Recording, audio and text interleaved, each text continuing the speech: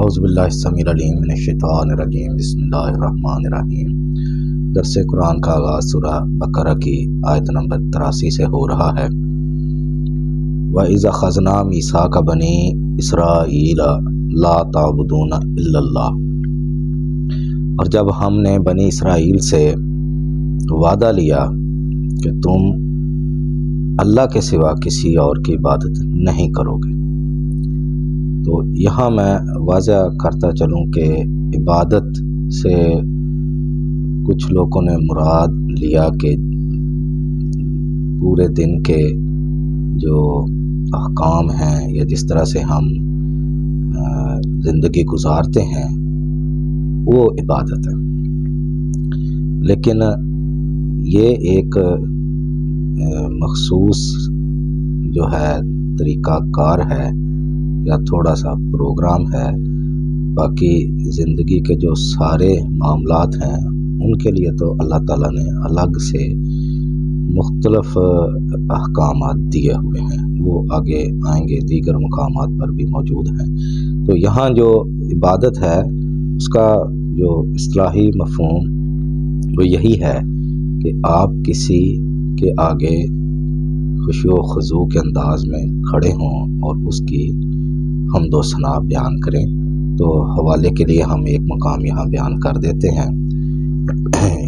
سورہ الشعراء ہے اور آیت نمبر ہے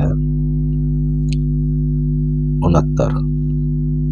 وَاتْلُ عَلَيْهِمْ نَبَأَ ابراہیم، اور ان کو سناؤ، پڑھو ان پر ابراہیم علیہ السلام کا حال۔ اذ قال لأبیہ وقومہ ما تعبدون، جب انہوں نے اپنے باپ اور اپنی قوم سے کہا کہ تم کس چیز کی عبادت کرتے ہو۔ قالوا نعبد اصناما، تو وہ بولے کہ ہم تو بتوں کی عبادت کرتے ہیں۔ فنظل لها عاکفین، اور ان کے آگے کھڑے رہتے ہیں یا بیٹھے رہتے ہیں، یعنی معتکف رہتے ہیں۔ مطلب کہ جیسے ہمارے لوگ کچھ مراقبہ کے اسٹائل میں رہتے ہیں کہ ان کے آگے بیٹھے رہنا اعتکاف کی حالت میں، تو یہ وہ بتوں کے آگے ایسے رہتے ہیں۔ قال هل يسمعونكم اذ تدعون، تو کہا ابراہیم علیہ السلام نے کیا وہ سنتے ہیں جب تم انہیں پکارتے ہو؟ او ینفعونکم او یضرون، یا تمہیں کچھ نفع دیتے ہیں یا کچھ نقصان پہنچا سکتے ہیں۔ قالوا بل وجدنا آباءنا کذالک یفعلون، تو انہوں نے کہا بلکہ ہم تو پاتے ہیں یا دیکھتے آئے ہیں کہ اسی طرح سے ہمارے آباء و اجداد کرتے چلے آئے ہیں۔ تو یہ استعمال ہوا لفظ دیگر مقامات پر بھی ہے، جہاں پر ہے اتعبدون من دون اللہ، کہ اللہ کو چھوڑ کر ان کی عبادت کرتے ہو۔ تو بت کے آگے کھڑے رہنا جو کہ نہ سنتے ہیں نہ دیکھتے، نہ ان کا کوئی پروگرام ہے، نہ کوئی احکام ہے، نہ ان کی کسی نے محکومیت اختیار کی ہے، نہ کوئی نقصان پہنچاتے نہ فائدہ دیتے ہیں، لیکن اس طریقہ کار کو وہ لوگ عبادت پکار رہے ہیں، ان کو اس کو عبادت کہتے ہیں۔ تو یہی اللہ تعالیٰ کے حضور جب ہم کھڑے ہوتے ہیں نماز میں، اور پھر عبادات کی جو دیگر اشکال ہیں، روزہ ہے، حج ہے، عمرہ ہے، تو وہ ہم پوری کرتے ہیں، تو یہ اللہ تعالیٰ فرماتے ہیں کہ اس میں کسی کو اور کو شریک نہیں کرنا۔ تو وہ ہم نے عہد لیا بنی اسرائیل سے۔ وبالوالدین احسانا، اور یہ سارا مختلف چیزوں کا عہد لیا۔ سب سے پہلے عبادت، پھر والدین کے ساتھ حسن سلوک کرنا ہے، وذی القربیٰ، اور قریبی رشتہ داروں کے ساتھ بھی حسن سلوک کرنا ہے، والیتامیٰ، یتیموں کے ساتھ، والمساکین، اور مسکینوں کے ساتھ اچھے انداز سے پیش آنا، وقولوا للناس حسنا، اور لوگوں سے اچھے طریقے سے کلام کرنا ہے، واقیموا الصلاۃ، وآتوا الزکات، اور نماز قائم کرنی ہے اور زکوٰۃ ادا کرنی ہے۔ اب یہ دیکھیں اس کے اندر بھی عبادت کی چونکہ مختلف جو ہیں اس کے طریقہ کار ہیں یا اس کے مختلف شعبے ہیں، جیسا میں نے بتایا حج، جمرہ، زکوٰۃ، قربانی، تو اب علیحدہ سے اللہ تعالیٰ نے اقیم الصلاۃ کا کہا کہ اور نماز بھی پابندی سے ادا کرنی ہے اور زکوٰۃ بھی ادا کرنی ہے۔ تو نماز کے بارے میں ہم سورہ بقرہ کی شروع کی آیات میں تفصیل سے بیان کر چکے ہیں۔ ثم تولیتم الا قلیلا منکم، لیکن چند لوگوں کے سوا تم اس عہد سے پھر گئے، وانتم موردون، اور تم نے منہ پھیر لیا۔ وَإِذَا أَخَذْنَا مِيثَاقَكُمْ، اور جب ہم نے تم سے وعدہ لیا، لا تسفکون دماءکم، کہ تم خون نہیں بہاؤ گے، یعنی قتل و غارت نہیں کرو گے، ولا تخرجون انفسکم من دیارکم، اور نہ تم اپنے آپ کو نکالو گے اپنے وطن سے، یعنی کچھ لوگ جو غلبہ پا لیں تو دوسروں کو وہاں سے جلا وطن کر دیں، نکال دیں۔ ثم اقررتم، پھر تم نے عہد باندھ لیا، وعدہ کر لیا، وانتم تشہدون، اور تم گواہ تھے۔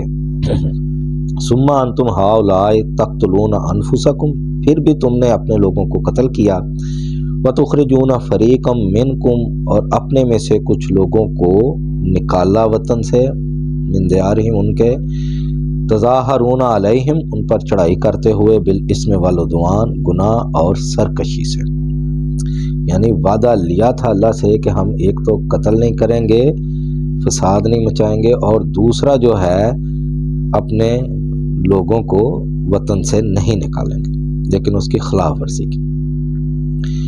وَإِن يَأْتُوكُمْ أُسَارَىٰ تُفَادُوهُمْ، اب وہی لوگ جو قیدی بن کر تمہارے پاس آئے، سامنے آئے، تو تم فدیہ دے کر ان کو آزاد کرنے لگ گئے۔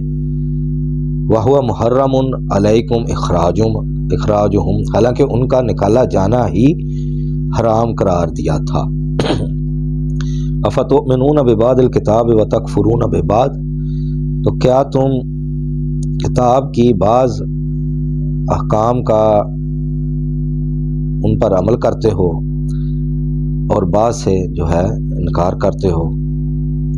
فما جزاء من یفعل ذلک منکم، تو کیا سزا ہے یا بدلہ ہے جو تم میں سے ایسا کرتے ہیں، الا مگر یہی خزی فی الحیات الدنیا، اس دنیا کی زندگی میں بھی ذلت ہے، رسوائی ہے، و یوم القیامت، اور قیامت کے دن، یردون الی اشد العذاب، تو لوٹائے جاؤ گے سخت ترین عذاب کی طرف۔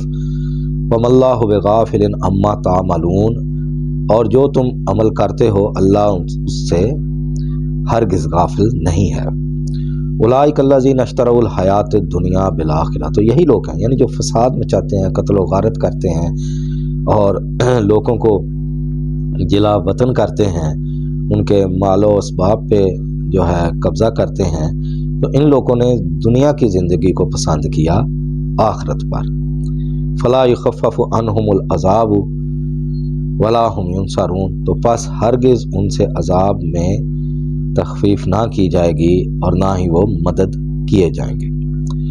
وَلَقَدْ آتَيْنَا مُوسَى الْكِتَابَ، اور تحقیق ہم نے موسیٰ علیہ السلام کو کتاب دی، وَقَفَّيْنَا مِن بَعْدِهِ بِالرُّسُلِ، اور ان کے بعد پے در پے رسول بھیجے، وَآتَيْنَا عِیسیٰ ابْنَ مَرْیَمَ الْبَیِّنَاتِ، اور ہم نے عیسیٰ ابن مریم کو واضح معجزات عطا کیے، وَأَیَّدْنَاهُ بِرُوحِ الْقُدُسِ، اور روح قدس سے ان کی مدد فرمائی، یعنی جبریل علیہ السلام سے۔